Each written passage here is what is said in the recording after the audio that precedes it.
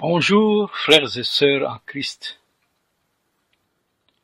Avertissement sur le péché contre le Saint-Esprit. Je tiens ici à avertir le monde pour tous ceux qui écoutent la bonne nouvelle de Jésus-Christ annoncée par ses serviteurs et qui ne veulent pas ou qui s'obstiennent à croire en lui. Alors voyons un peu, qu'est-ce que le péché contre le Saint-Esprit? Dans la Bible, nous trouvons cette expression dans le livre de Marc, chapitre 3, versets 28 à 30. Tous les péchés seront pardonnés aux fils des hommes, et les blasphèmes qu'ils auront proférés, mais quiconque blasphémera contre le Saint-Esprit n'obtiendra jamais de pardon. Il est coupable d'un péché éternel. Jésus parlait aussi parce qu'il disait, ça veut dire les Juifs, il est possédé d'un esprit impur. On peut lire aussi dans Matthieu 12, 31-12 et dans Luc 12, 10. Les péchés commis par les Juifs ne consistaient pas seulement dans la parole rapportée par Marc, ce que nous avons lu, 3:30.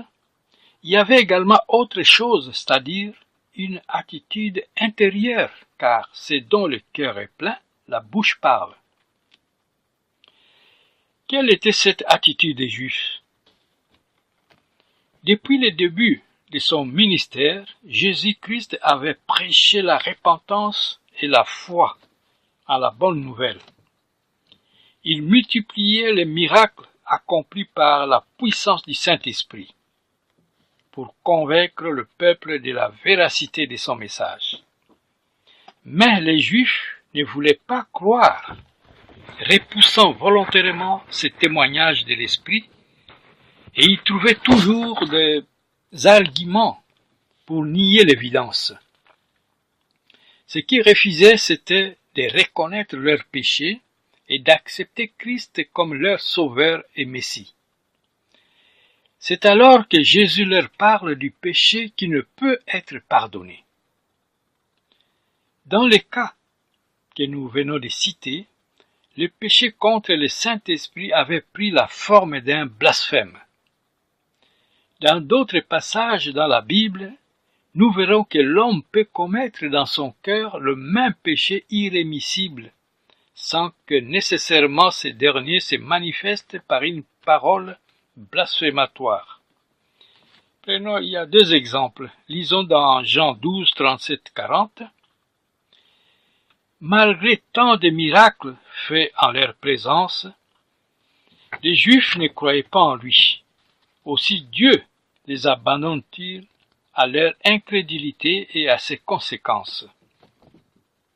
Un autre exemple, tiré dans la Bible, Hébreux 10, 26-31. Si quelqu'un pêche volontairement après avoir reçu la connaissance de la vérité, s'il foule aux pieds le Fils de Dieu et méprise son sacrifice expiatoire, il a aussi outragé l'Esprit de la grâce qui voulait le sauver. Il ne reste donc plus pour lui que l'attente terrible des jugements. Nous pouvons en conclure que pécher contre le Saint-Esprit, cela peut être non seulement de blasphémer contre lui, mais aussi de refuser volontairement et jusqu'au bout l'œuvre du salut qu'il veut faire dans notre cœur. Et c'est quoi jusqu'au bout? Jusqu'au bout veut dire avant qu'il soit trop tard, ou soit que la mort survienne, ou soit que Dieu se retire. Le péché le plus grave entre tous, dont l'Esprit convaincra le monde, c'est de ne pas croire en Jésus. Ce péché ne pourra jamais être pardonné, puisqu'il consiste dans le refus du pardon et le rejet du Sauveur. Nous pouvons aussi donner cette autre définition.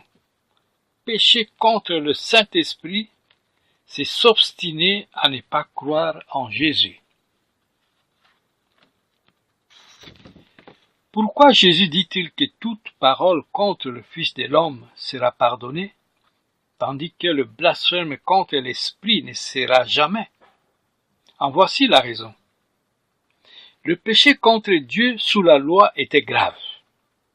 Celui contre Jésus venu en chair était déjà plus grave. Jean 15, 22 déclare: « Si je n'étais pas venu et que je ne leur eusse point parlé, ils n'auraient pas de péché, mais maintenant ils n'ont aucune excuse de leur péché. » Et cependant le Fils, dans son humiliation, se présentait aux hommes extérieurement. Les repousser pouvait encore être pardonnable, tandis que résister à l'Esprit qui les glorifie et produit une conviction intérieure parfaitement nette, c'est pécher en toute connaissance des causes, c'est mettre Dieu à la porte sciemment et volontairement. L'œuvre par laquelle l'Esprit cherche à mettre en nous, c'est la présence du Sauveur. Elle est l'aboutissement du plan de Dieu à notre égard. Si quelqu'un la refuse et persévère dans son endurcissement, Dieu ne peut plus rien faire de plus en sa faveur. Il ne peut le sauver contre sa volonté. Maintenant, on va voir un peu les conséquences. Quelles sont les conséquences du péché contre le Saint-Esprit? Elles sont terribles. 1. Dieu abandonne l'homme à lui-même. On ne se moque pas de Dieu. Si l'homme ne veut rien savoir de lui, il le laisse. Je prends ici deux exemples. En voici deux dans la Bible. Aussitôt après le blasphème des Juifs, Jésus leur refuse un nouveau miracle et se met à parler en parabole, qu'il explique seulement à ses disciples. Ça, on peut lire dans Matthieu 12, 38 à 39. Il déclare qu'aux incrédules, il ne sera pas donné de connaître les mystères du royaume des cieux et qu'on leur ôtera même ce qu'ils ont. Cela revient à dire que Dieu cesse de se révéler à ceux qui lui résistent et que par là même, ils perdent le peu de lumière spirituelle qu'ils pouvaient avoir. Alors, deuxième exemple, tirons l'autre exemple de Jérémie. Jérémie 5, 3. Éternel, tes yeux n'aperçoivent-ils pas la vérité? Tu les frappes et ils ne sentent rien. Tu les consumes et ils ne veulent pas recevoir l'instruction. Ils prennent un visage plus dur que le roc. Ils refusent de se convertir. Puis, le Seigneur parle de ce qu'il va faire dans Jérémie 7, 15, 29. Je vous rejetterai loin de ma face.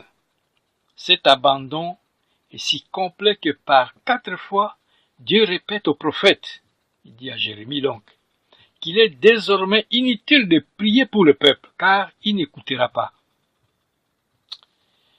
Voilà. Deuxième conséquence du péché contre le Saint-Esprit, le cœur de l'homme est endurci. Ce n'est pas Dieu, mais l'homme lui-même qui volontairement endurcit son cœur le premier.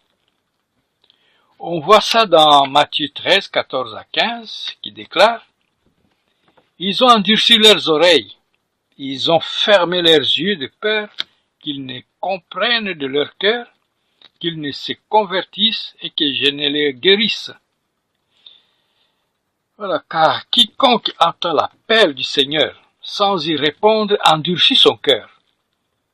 C'est pourquoi le Saint-Esprit dit aujourd'hui, si vous entendez sa voix, n'endurcissez pas vos cœurs. On peut lire ça dans Hébreux 3, 7 à 8. Mais si l'homme persévère dans la résistance à l'esprit, c'est Dieu qui, à son tour, endurcit son cœur. On peut lire ça dans Jean 12, 40. Et aussi, le cas le plus typique est peut-être celui de Pharaon, dans Exode. Troisième conséquence, il devient impossible de se repentir. Lisons dans Hébreux 6, qui parle d'hommes qui ne peuvent plus être amenés à la repentance. Matthieu 13 aussi, 15, dit aussi que cet endurcissement les empêchera de voir, de comprendre et de se convertir. Il est évident que si quelqu'un refuse tous ces cours divins, il ne ressentira finalement plus la conviction du péché produite par l'Esprit et ne pourra venir à Christ car nul ne vient à lui si le Père ne l'attire. Jean 6, 44. Quatrième conséquence du péché contre le Saint-Esprit, il devient impossible de croire. Jean 5, 44 déclare « Comment pouvez-vous croire, vous qui tirez votre gloire les uns des autres, et qui ne cherchez pas la gloire qui vient de Dieu seul ?» Enfin, une dernière conséquence du péché contre le Saint-Esprit est que le pardon, donc le point 5, le pardon ne peut plus être obtenu. Lisons dans Marc 3, 29, « Quiconque blasphémera contre le Saint-Esprit n'obtiendra jamais de pardon. Il est coupable d'un péché éternel. » Aussi Hébreux 10, 26, 27, « Si nous péchons volontairement après avoir reçu la connaissance de la vérité, il ne reste plus de sacrifice pour les péchés, mais une attente terrible du jugement et l'ardeur d'un feu qui dévorera les rebelles. »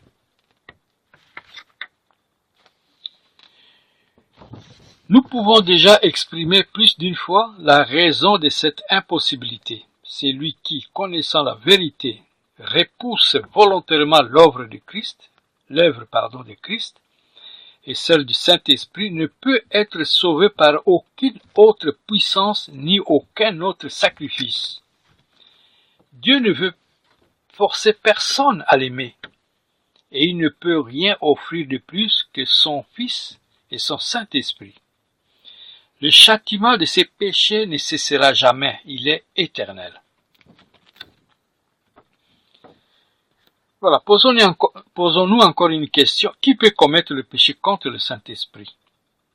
Par définition, tous ceux qui jusqu'au bout refusent de se repentir et d'accepter les sauveurs. Je suis convaincu qu'un véritable enfant de Dieu, malgré ses chutes, ses faiblesses, ses reculs même, prouvera la droiture de son cœur et la réalité de sa nouvelle naissance en revenant toujours fidèlement au Sauveur et en recherchant la sanctification. Chez les croyants, le péché contre le Saint-Esprit consisterait non pas à une ou plusieurs actions mauvaises, mais à l'abandon délibéré du Sauveur et à un retour définitif à la révolte et à l'incrédulité d'autrefois. Cela, un vrai chrétien ne le fera pas. Je ne pense pas. En persévérant jusqu'à la fin, il sera sauvé. Matthieu 24, 13. Alors, posons-nous encore une dernière question là. Nous appartient-il de penser ou de croire au sujet d'une personne quelconque qu'elle a commis le péché irrémissible? La réponse est non, car le Seigneur seul connaît ce qui lui appartient. 2 Timothée 2, 19. Et nous n'avons pas à les juger. Gardons-nous donc de le faire et prions pour eux, afin qu'ils échappent à un si terrible danger. Nous devons également prier pour le monde, c'est-à-dire les personnes qui écoutent la parole de Dieu et ne veulent pas se convertir. Prions également pour les autres religions du monde qui nient l'œuvre de Dieu accomplie en Jésus-Christ. Ils courent aussi un grand danger de la mort éternelle. La parole de Dieu dans Hébreux 4, 7 déclare, comme je l'ai déjà dit avant, aujourd'hui, si vous entendez sa voix, n'endurcissez pas votre cœur. Seul Jésus peut changer ta vie. Veux-tu lui offrir ton cœur? Voilà, je termine ici cette petite exhortation. Que Dieu vous bénisse. Amen.